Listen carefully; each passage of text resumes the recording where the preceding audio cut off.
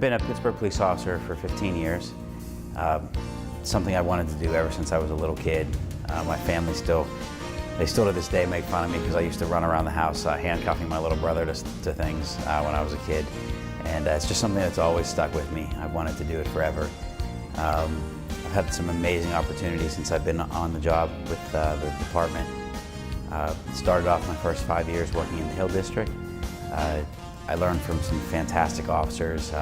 You know, they weren't necessarily supervisors, but they were like mentors to the younger guys. And you know, they helped me tremendously along the way, but then I also realized as my career progressed that that's something I wanted to do as well, and I wanted to help mentor and teach the younger officers.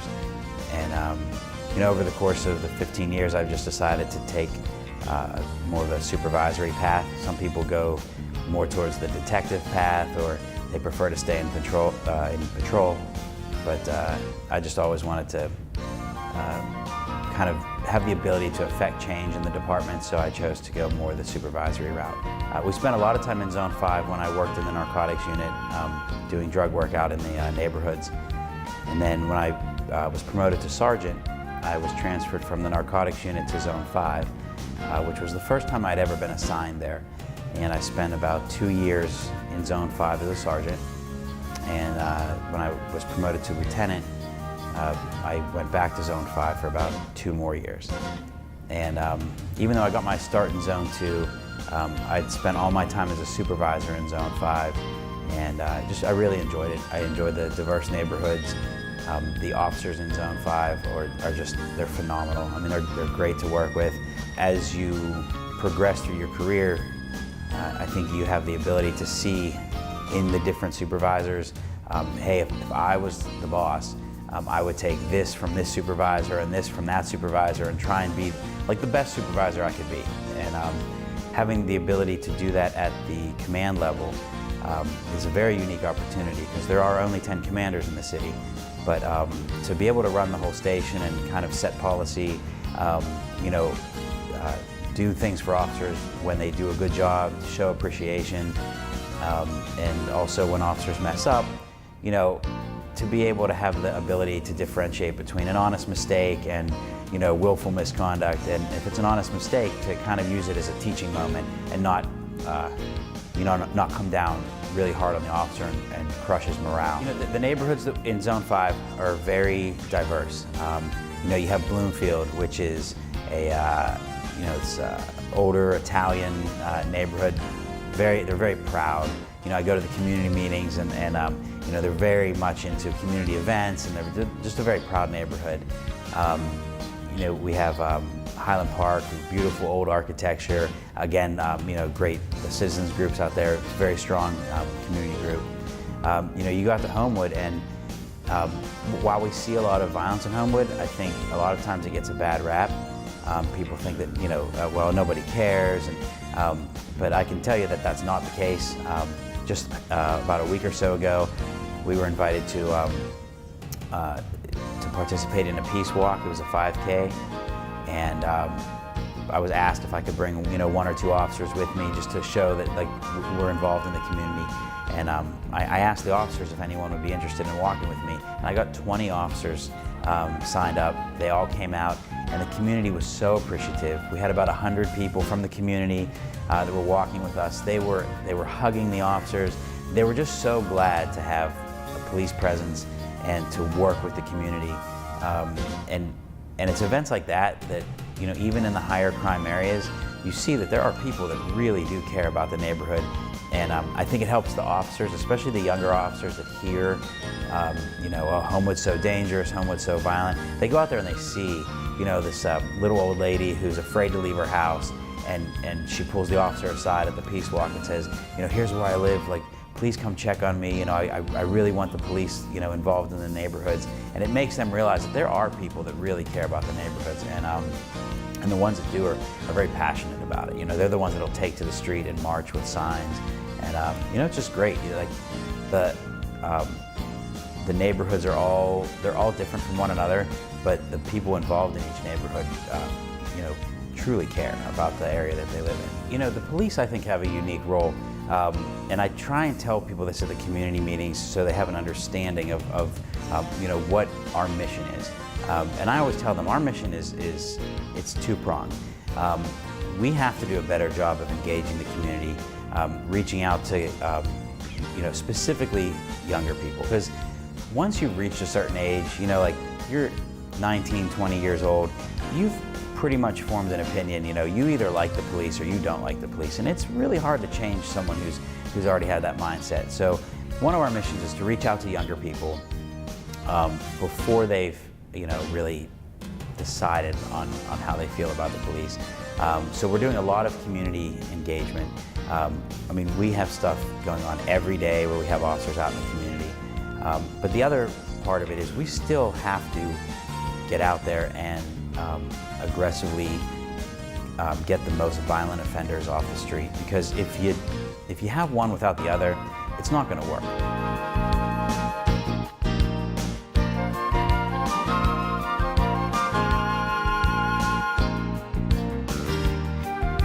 We're trying really hard to strike a balance where we're still out there cleaning up the street, but we're doing it in a way that shows the community that we're part of them and we care. Some of the initiatives that we have going on now is we have one officer who goes to one of the elementary schools once a week. He reads to the kindergarten classes. They love him. I went with him a couple times, and he walks in the room and they yell, "Officer Paul," and they're tugging at his uniform, and he does a little show and tell. And it might not seem like a big deal to some people, but these kids come from very, very poor homes. The teachers were telling me that sometimes they'll come to school and they haven't eaten anything, by the time they get to school at 9 in the morning, and they might not eat anything until they come back the next day. So these are the houses that we're responding to on domestic violence calls and drug calls. And so for these little kids to be able to see an officer in uniform and identify with that officer in a positive way, that goes a lot towards, eventually when we get called to his home, he's going to see the police as an ally and not an enemy. And obviously we have to do that on a much broader basis. We can't just say, oh, we'll go to one class one day a week and everything's going to be fine. So we're in the process now of meeting with a couple different schools, and other schools have heard about what we're doing, and I've been getting emails saying, will you come to our school?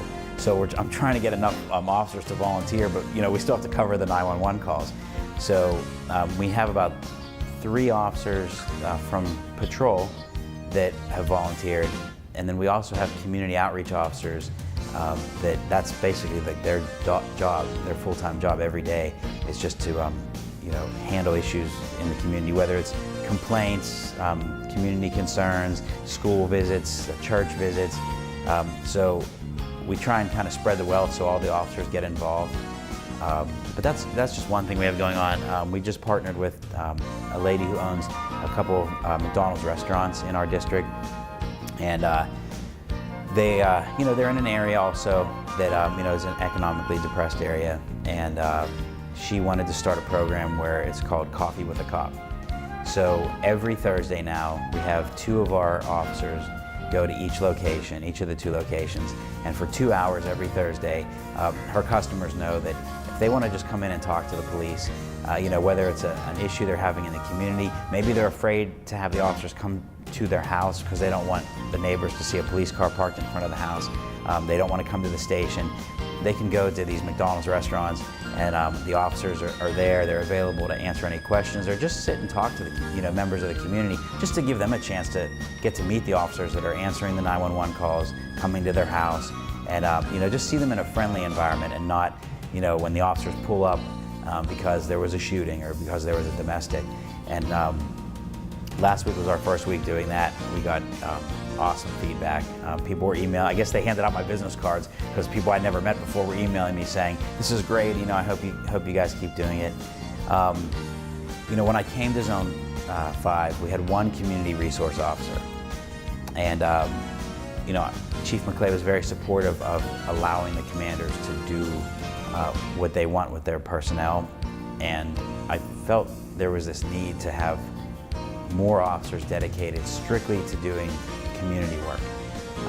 Luckily, we had an academy class that just graduated, so we had the benefit of a few extra officers on the street. So we added a second community resource officer, and Karen does outreach with the businesses. That's her primary role.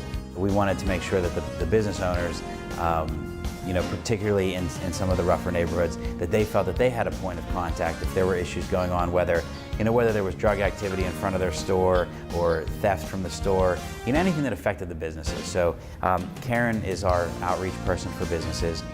And then we hired 2 more officers, and they worked together, and we formed what's called the Community Response Card, or the CRC. And they don't take 911 calls. They go to the community meetings, and they listen to the complaints and the concerns of the citizens, and then they go out, and all day long they just address those concerns. So the 2 things they do is the complaints from the meetings and the 311 complaints that come into the station. So whether it's drug activity or abandoned cars or an unsafe condition on a street, or juveniles loitering on the corner or smoking weed after school, and a lady calls because she's afraid to come out of her house. They just go all day long and just handle the 311 complaints. And again, we've just gotten fantastic feedback, because before, everyone was out answering calls. We didn't have the ability to have someone just dedicated to this full time. So we would hand out these complaints to officers and say, hey, in between the calls, try and handle these complaints. And the complaints were falling through the cracks. The people never heard back after the complaint. So these officers, that's their full-time job. And part of that is also doing follow-up. So once they go out and handle the complaint, if the person identifies themselves, if it's not an anonymous complaint, part of their job is to call them or stop by their house and say, hey, we received your complaint, we looked into it, here's what we did. We cited this kid, we wrote these tickets, we towed these cars, whatever it was, just so you know that your call didn't fall on deaf ears. We just have so many initiatives going on right now that I wish we had more bodies, because every day someone's calling the station saying, hey, we're at our community center, we're having this family fun night, which they just had at the Kingsley Center over in Larimer. Well, we're going to have all these activities and stuff, and we would just like the police to come and hang out and, have something to eat with the kids, and just go to all the different rooms where the activities are going on and participate, so the kids can see the officers in like a friendly environment. And that's something we did a couple weeks ago. So we just have that kind of stuff, like it's almost on a daily basis now. And that's something it's very different from before, when our department was, it was focused on what you would consider the traditional policing, just going out there and arresting people and taking them to jail. And that's something that I did for a long time. I mean, I worked in the Hill District. I was in the narcotics unit. I worked undercover. I spent 2 years buying heroin and crack cocaine. I mean, that's really what I was concerned about. But as you get older and as you progress through your career, you start to see that, people aren't going to support the police if we don't show them that we're really a part of the community. The officers I work with, they're good officers. They have families, they have wives and husbands and kids, and they just want to come to work, make a difference, and get home safe at the end of the night. And when they go out in the street and they're constantly being confronted with, protests and, chants related to, Ferguson or the incident in New York City, that's not who we are. Our officers are fantastic, hardworking officers, and when the communities see these headlines that are misreported without all the facts, they associate our officers with those stories, and it makes it very hard for our officers to do their job effectively and to go home safe at the end of the night.